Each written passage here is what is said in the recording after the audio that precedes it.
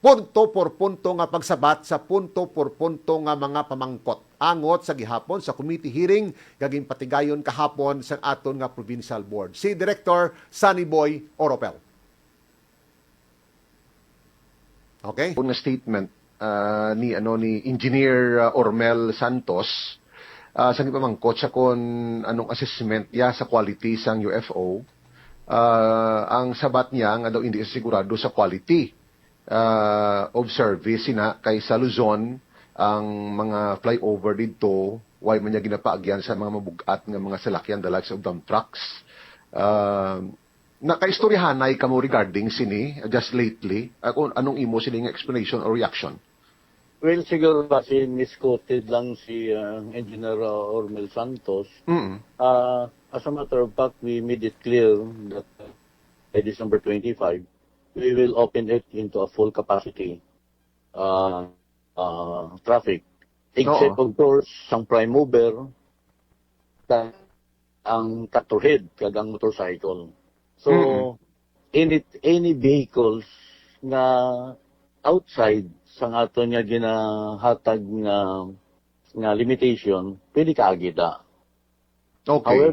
However, because ginadalian taning ma-open, ang mga vlog ko nga salakyan, let's say for example, 10-wheelers, nga hindi siya trailer type, pero 10-wheelers, dito tanay pa agyon sa dalom, kag ang mga dump trucks na 10-wheelers, dito tapagyon sa dalom, kay tungod niya, wala pa naton matapos gidna, ang sababaw nga mga median island, kaga naton nga mga parapet wall, inang railings naton. As a matter of fact, ang December 25 nga target, i-open nato na ang 4 lanes gid. Galing may certain limitation ng taan ay subong, pero after San January, before dinagyang, mapagi na nato na ang tanan nga traffic, except of course ang trailer, tractor head, kag motorcycle. Kay the reason why ginali nato na ang vlog ko, kay tungod nga nagakating kita sa aton nga parapet holder, duwa ka side katingon ta na, kag islan ta na sa GI pipeline, GI pipes nga railings, kag aton nga beautification. So hindi ta na mahingagaw, pero kasi nag-commit kami, tapos nga mapaagyan naton sa traffic ang 4 lanes gid i-deliver namon as promised. Okay. But silingon na makaagi momentarily starting December 25 ang mga 4-wheel light vehicles lang anay. I-clear ko, Micah. Yes, please. Let me explain it further. Okay, please. By December 25 of 2024, ipagyan ta ang 4 lanes sang nga Ongka flyover. Pagyan ta sang 4 lanes except tractor head, trailers, 10-wheeler, 10-wheeler nga container, 10-wheeler nga van.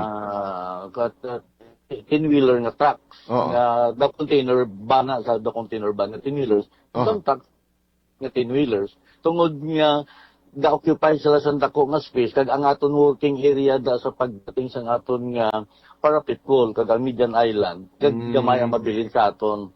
So, para ma-minimize ang disgrasya, kay damo galikramo sa inconvenience sa pag-agi sa babaw. But since we do understand that may Christmas rush subong, i-open namon sa ang 4 lanes gid. Meaning to say, 4 lanes from Iloilo to Pabia, 2 lanes from Iloilo to Pabia, and 2 lanes from Pabia to Iloilo.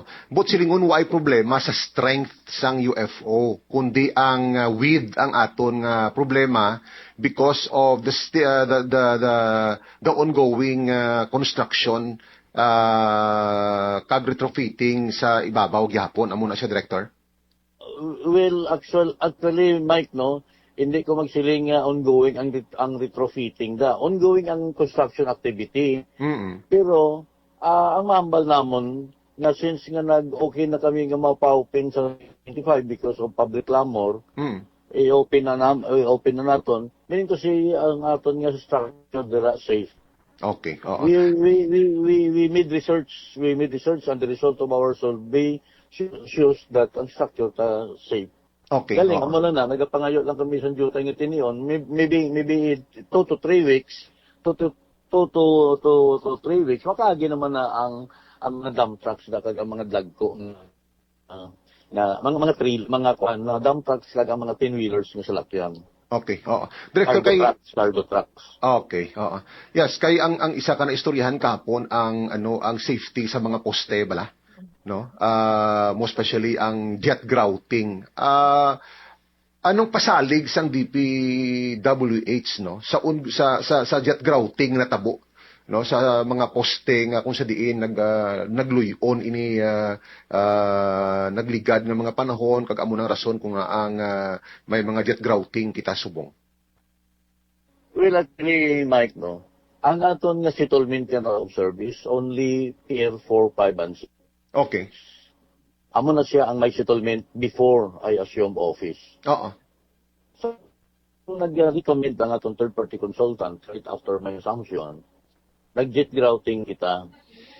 Hindi lang sa 5-6 ang jet grouta, kundi ang total nga piers nga address jet grouta. Oo. Ang actual length na is 24 meters. Jet grouta up to 54 meters, meaning underpin naton ang 24 meters nga board pile para nga kaging patigaan naton dalom by jet grouting procedure ang 30 meters ang nag-underpin. Okay. So ang mga all the piers except pier 4, 5, and 6 Mhm.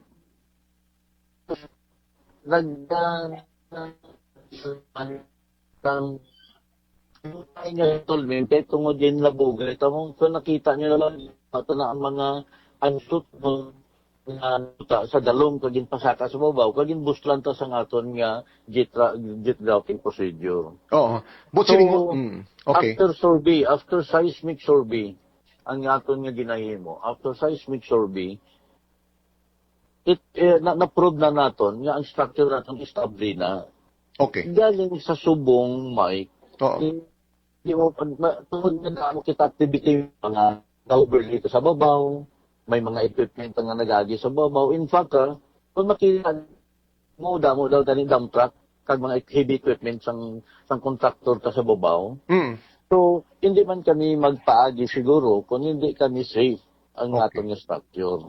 Okay. Another thing is, hindi pa naton subong masiling pa kamuda, masiling abi may makita kamuda sa dalom sige pa aton curing kay naga-curing period kita. Okay. Oo. Curing period. Oo. So safe na aton nga safe na nga we can really say nga safe na aton ang flyover. Okay. So asasan ang curing period daton sini director? Well, actually ginahulat naton ang compliance kag completion sa Metro Pacific Iloilo Waters kay kung nakita niyo man dira sila ang nagatuga sang aton nga gapadelete sang projects naton sang ONCA. Anything nga may mag-eject kami sa among jet grouting, ang ilang nga pipes tungod nga daan na kayo nag-burst. So ang aton nga curing also, it needs also ang nakaigo nga mga tiyempo kay tungod sang tubig Manila nga ginabuga sa dalom. Okay. Pero normally under normal circumstances ano kadugay ang aton nga curing period? Actually ang curing period lang gayud naton after 16 hours nagadugang jet grouting. And ang katapusan na naton 6 days man lang na ang aton nga curing period. Okay, but silingon from the last jet grouting period, may isip kita anom ka adlaw tapos ng curing period naton. Tapos na ang curing naton, oo.